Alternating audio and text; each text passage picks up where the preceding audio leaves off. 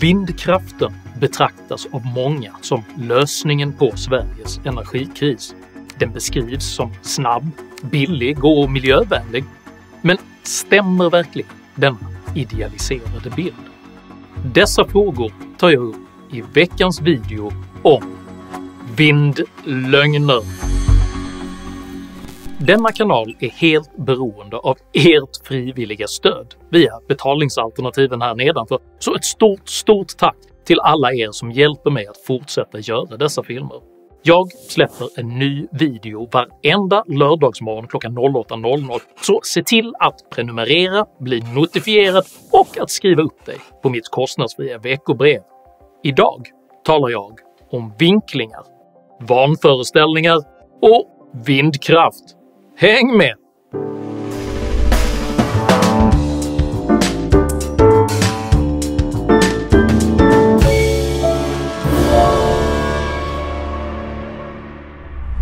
När jag nu såg på allt vad som händer under himmelen, se, då var allt förfänglighet och ett jagande efter vind. Predikarens första kapitel i Bibeln använder förtjänstfullt jagandet efter vind som en metafor för den okunniges futila förhoppningar. Även Sveriges energipolitik präglas av okunskap och förhoppningar, och jag vill därför idag konstruktivt och pragmatiskt försöka nyansera både debatten och kunskapsläget. Jag vill inledningsvis därför understryka två saker.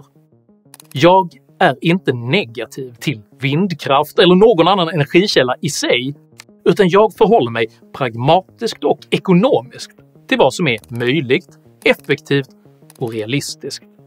Det är inte heller mina egna slutsatser, siffror eller underlag som jag redovisar. Jag sammanställer bara det existerande vetenskapliga kunskapsläget. Den som uppfattar det som att misstänkliggöra vindkraften, att med vetenskapligt stöd granska dess ekonomi, produktion och konsekvenser, gör varken miljön, samhället eller vetenskapen några tjänster. Och så motarbetar du och sprider tvivel kring vindkraft, det är det du håller på med i dina YouTube-videos. Både regeringen och svensk media har under det senaste året konsekvent beskrivit vindkraften som en billig, snabb och klimatsmart lösning på Sveriges energikris. Billigt! Snabbast. Klimatsmart teknik. Men stämmer verkligen denna bild? Jag har gått igenom underlaget till vart och ett av dessa påståenden.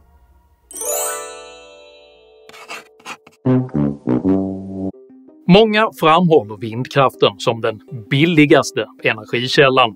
Definitivt från vindkraft, som just nu är både snabbast och billigast att bygga ut. Det är ju billigast att bygga vindkraft. Vindkraftens påstådda billighet är dock en sanning med mycket stor modifikation. Enligt det statliga kraftbolaget Vattenfalls egna siffror kostar ett typiskt vindkraftverk idag ungefär 30 miljoner kronor att bygga. Jämfört med att en typisk kärnreaktor kostar ungefär 60 miljarder kronor att bygga kan detta naturligtvis framstå som mycket billigt.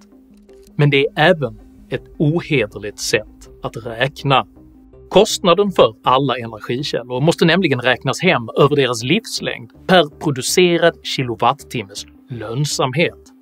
Där ett kärnkraftverk har en livslängd på cirka 60 år och en kapacitetsfaktor på ungefär 90%, har ett vindkraftverk en livslängd på ungefär 30 år och en kapacitetsfaktor på cirka 30%. Enligt måttet EROI, Energy Return on Energy Investment, vilket alltså mäter energiinvestering visavi energiutdelning, innebär dessa siffror att kärnkraften alltså ger tillbaka 75 gånger den investerade energin, medan vindkraften ger tillbaka ungefär 16 gånger den investerade energin. Kärnkraften är alltså nästan 5 gånger mer energieffektiv än vindkraften.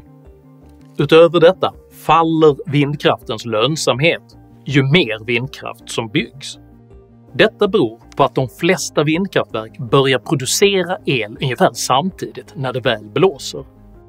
Detta plötsliga energiöverskott driver ner priserna till olönsamma nivåer samtidigt som kraftverken stannar så snart vinden mojnar. Dessa siffror från den nordiska elbörsen Nordpool visar den inverterade korrelationen mellan oplanerad producerad vindenergi i blått och elpriset i rött. Så fort vindkraftverken står stilla går priset upp, och i samma stund som vindkraftverken är aktiva rasar priset. Låga elpriser är naturligtvis önskvärda för konsumenten, men de kraftiga svängningarna drabbar både vindkraftsoperatörerna, kraftnätet och energimarknaden som helhet ekonomiskt negativt.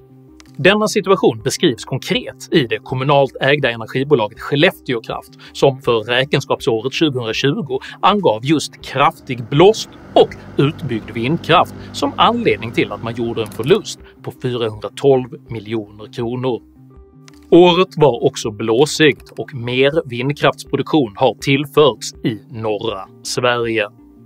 Vindkraftens olönsamhet kan i viss mån döljas genom att man inte redovisar dess mycket höga anslutningskostnader utan istället lägger dessa direkt på elkonsumentens nätavgift. Uppskattningar som gjorts indikerar att nuvarande vindkraftsutbyggnad kommer att addera cirka 5 000 kronor per elkonsument. För det första finns det inga överföringsledningar där ute. Det är helt mörkat, den kostnaden. Och det kommer att kosta ungefär 5 000 mer per hushåll att bygga de här ledningarna på nätavgifterna. Utöver dessa dolda kostnader påverkas fastighetsvärdet kraftigt negativt för de som bor där vindkraftverk byggs. En mäklare i Östergötland lät hälsa tidningen Expressen: "Efterfrågan blir noll där vindkraft projekteras." Det är fult, det blinkar, det låter eller brummar. Några menar att det finns också rykten och osanna påståenden om vindkraften som inte riktigt stämmer. Men många politiker lyssnar på oron. Är folk för gnälliga som säger nej? Vindkraftsindustrin är inte lönsam nog för att kunna kompensera fastighetsägare för denna värdeförlust, vilket har lett till ett omfattande vindkraftsmotstånd i nästan hela Sverige.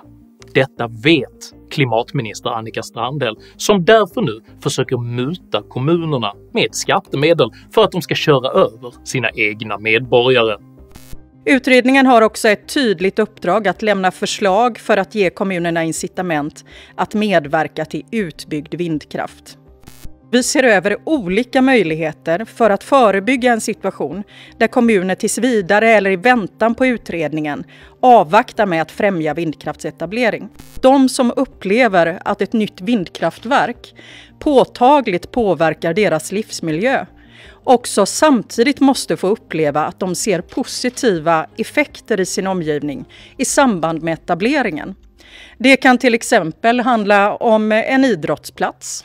Det kan handla om en utbyggd samlingslokal eller andra åtgärder som gör livet lättare och bättre där vindkraftsetableringen sker.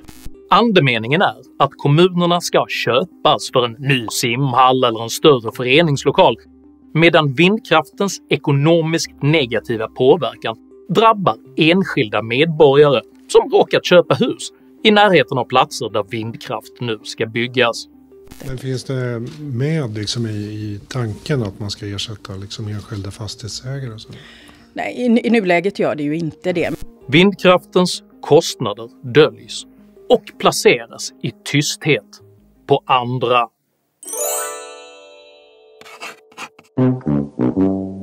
Många påstår att vindkraften är en snabb energikälla som kan ge elektricitet här och nu. Här och nu inget annat kraftslag som lika snabbt och lika effektivt kan ge lika mycket el som mer vindkraft långt ute till havs. Vindkraft är förnybar, det är billig elproduktion och det kan komma igång snabbt. Havsbaserad vindkraft som ju ger billig el här och nu. Energiminister Farmanbar har till exempel återkommande sagt i media att utbyggd vindkraft kommer att ge effekt på de svenska energipriserna redan om 1 till 2 år. Bygger vi vindkraftverk till havs, ja då pratar vi om ett antal år, 1 eller 2 år. Både statliga Svenska kraftnät och Lina Kinning på branschorganisationen Svensk Vindenergi motsäger dock dessa tidsramar och ser nya vindkraftverk driftsättas tidigast om 6 år. Och inom 2 år så blir det nog svårt eftersom att det tar ett par år att bygga och projektera parken efter det att man har erhållit tillstånd. Förutsatt att tillstånden kommer på plats så kan vi nog se de första havsbaserade vindkraftsparkerna i Sverige från och med 2028 och framåt. I själva verket är processen för att bygga ny vindkraft ungefär lika lång som för att bygga till exempel kärnkraft. Följande tidsplaneringsprocess är ett exempel som jag hämtat från skogs- och energibolaget Holmens vindkraftsbyggen. I det första steget görs en utredning och en lokaliseringsprocess genomförs.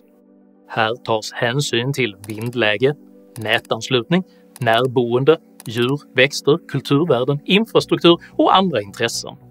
Denna fas tar, beroende på vindparkens omfattning, mellan 1 och 3 år. Om inga större hinder påträffas gör man sedan en miljökonsekvensbeskrivning och ansöker om miljötillstånd för vindkraftsanläggningen. I denna fas måste kommunen styrka att marken är lämplig för uppförande av vindkraftverk och Länsstyrelsen inkommer ofta med kompletteringskrav innan ansökan är komplett. Detta tar i allmänhet mellan 1,5 och 3 år. Nu ska Länsstyrelsens miljöprövningsdelegation fatta beslut om tillstånd baserat på ansökan och miljökonsekvensbeskrivningen. Ett eventuellt beslut kan överklagas till nästa instans, Mark- och miljödomstolen. Mark- och miljödomstolens dom i målet kan i sin tur överklagas till sista juridiska instans, Mark- och miljööverdomstolen, som då beslutar om målet får prövningstillstånd eller inte. Denna fas tar i allmänhet mellan 2 och 5 år. Om projektet får tillstånd genomförs sedan en detaljprojektering för att fastslå infrastrukturen och grundläggningsmetodiken. Denna utgör underlaget för byggkostnader och upphandlingskriterier och tar cirka 1 år att ta fram. Efter detta sker upphandling, där allt från turbiner, vägar, kranplaner, kabelnät och anslutningar handlas upp i ett antal olika huvudkontrakt där hänsyn till miljökonsekvensbeskrivningens krav efterlevs. Detta tar cirka 1 år. Efter detta inleds byggandet av vindkraftsparken. Mark-, kabel- och anslutningsberedningar genomförs, fundament gjuts och sedan monteras kraftverken och genomgår en längre testperiod innan de driftsätts. Denna process tar mellan 1 och 3 år beroende på arbetets komplexitet och omfattning. Och det är denna siffra som kommuniceras av politiker och medier när de säger att vindkraften är snabb. I den politiska kommunikationen kring vindkraftens förmodade snabbhet låtsas man nämligen inte om att den sammantagna genomsnittstiden för etablering av ny vindkraft är cirka 12 år, vilket är ungefär lika lång tid som det tar att anlägga ett nytt kärnkraftverk. Vindkraft eller annan klimatsmart teknik. Använd hashtaggen hållbar vindkraft. Vindkraften framhålls ofta som hållbar, klimatsmart och grön. Men detta beskriver uteslutande själva vinden som kraftkälla och tar inte hänsyn till vindkraftverkens konstruktions-, installations- och underhållskostnader. Underlag från det internationella energirådet IEA visar entydigt att havs- och landbaserad vindkraft är de 2 överlägset mest resurskrävande energislagen som finns. Enligt siffror som redovisades under klimatmötet COP26 kräver den fossilfria omställningen så mycket koppar till bara nätanslutningskablar att en ny koppargruva skulle behöva öppnas varje år under de kommande 20 åren. Som om detta inte vore nog är alla magneterna i vindkraftsturbiner beroende av den sällsynta jordartsmetallen neodym, vilken i stort sett uteslutande måste importeras från kinesiska gruvor. Vindkraftverkens rotorblad kan inte heller återvinnas eftersom de tillverkas av en glasfiberlegering som är utvecklad för att kunna stå emot orkanvindar. På grund av sin enorma storlek måste bladen sågas isär med hjälp av industriell diamantsåg innan de ens kan fraktas bort. Majoriteten av bladen grävs sedan ner i marken, där de blir liggande för all framtid, eftersom de inte kan brytas ner. Utöver allt detta kräver vindkraften installation av enorma mängder betong och stål i sina fundament. Faktum är att gravitationsfundament kräver cirka 550 kubikmeter betong och 36 ton armering per vindkraftverk. Majoriteten av de vindkraftverk som hittills har driftsatts i Sverige saknar dessutom ofta budget för nedmontering och återställning av marken de stått på.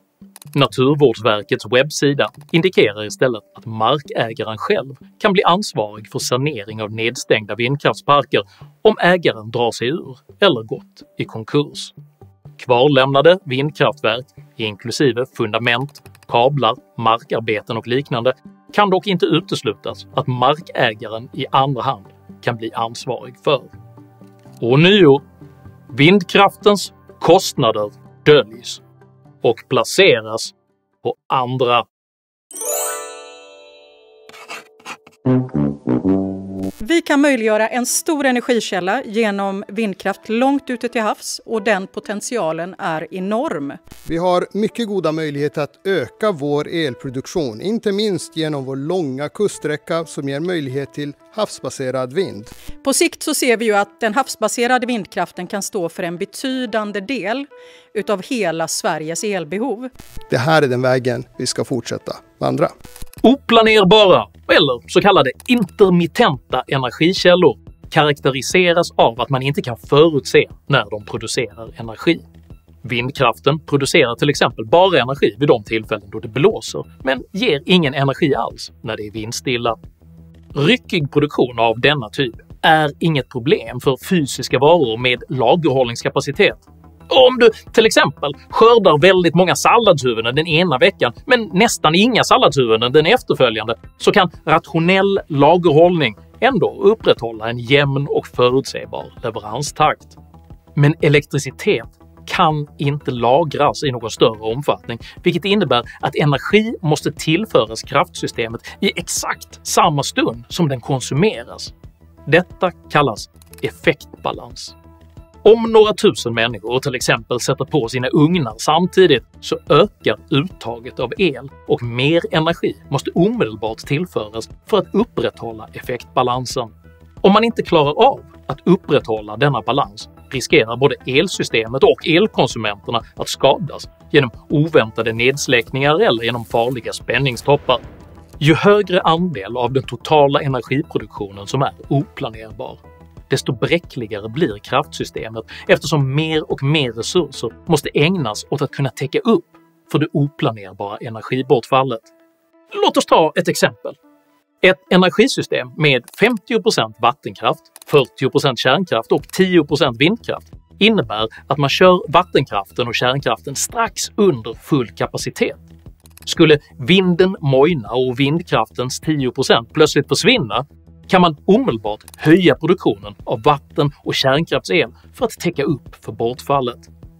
I ett energisystem med 50% vindkraft, 30% vattenkraft och 20% kärnkraft saknar däremot de planerbara energikällorna kapacitet att täcka upp för ett oplanerat vindkraftsbortfall på 50%. Istället måste man skruva ner den totala effekten i systemet så att den oplanerbara delen aldrig är högre än vad de planerbara energikällorna har kapacitet att ersätta. Förenklat kan man säga att ju större andel oplanerbar el som finns i systemet, desto lägre proportionell mängd elektricitet kan levereras. Det är i detta läge som politiker börjar uppmana sina medborgare att ta sitt ansvar och konsumera mindre el. En icke-använd kilowattimme är den billigaste kilowattimmen som man kan ha. Kodorden för detta är många, men smartare användning, energieffektivisering och energiflexibilitet betyder alla samma sak. Elransonering. Flexibel, smart och effektiv konsumtion är inte intrinsikalt dåligt. Men att sälja in det som en medborgerlig plikt och ett solidariskt vapen mot Putin är faktiskt obehagligt likt totalitär propaganda. I ett genomsnittligt hushåll står uppvärmning, spis, kyl, frys och tvättmaskin för större delen av energiförbrukningen. Så vad förväntar sig energiministern egentligen att det svenska folket ska göra? Laga mat snabbare? Tvätta fortare? Eller ha plusgrader i frysen? Det är direkt ohederligt när medier och politiker försöker slå i vanligt folk att de på allvar kan göra någon större skillnad för energisystemet om de drar ner på dammsugningen. Innan man sätter på dammsugningen kan man fundera över, måste man städa just de här dagarna när det är som kallast i Sverige? Alltså jag vill på inget sätt förringa ansatsen på att försöka göra någon skillnad själv, men sanningen är att det faktiskt finns mycket få betydelsefulla energibesparingar som ett vanligt hushåll kan göra helt självständigt. Och alla försök att flytta över ansvaret för energikrisen vi befinner oss i på medborgarna är ytterst bara ett sätt att försöka undvika ansvaret för den katastrofala energipolitik som fört oss hit. Tyskland, som på senare tid stängt ner större delen av sin kärnkraft och försökt ersätta den med vind och gas, driftsätter just nu en hel serie kolkraftverk motsvarande den kärnkraftsenergi man nyss stängt ner. Detta är den verkliga konsekvensen av att stänga ner kärnkraftverk. Sammanfattningsvis bör man konstatera: nej, vindkraften är inte billig. Nej, vindkraften är inte snabb. Nej, vindkraften är inte klimatsmart. Och framför allt, nej, vindkraften löser inte energiproblemen. Eller för att återknyta till predikarens förfängliga jagande efter vind. Vers 16 och 18. Ve dig, du land vars konung är ett barn, ty genom lättja förfalla husets bjälkar. Om du uppskattar innehållet i denna video så hjälper det mig mycket om du delar den med dina vänner och kanske stöttar mitt arbete via något av betalningsalternativen här nedanför. Dela gärna med dig av dina egna åsikter och erfarenheter i kommentarsfältet här nedanför också, men jag ber dig att alltid vara artig. Jag accepterar inte aggression, personpåhopp eller rasism i mina idédrivna kommentarsfält. Tack för att du som kommenterar respekterar detta. Jag heter Henrik Jönsson och jag företräder en energirik, fossilfri och planerbar framtid. Tack för mig och tack för att du har lyssnat.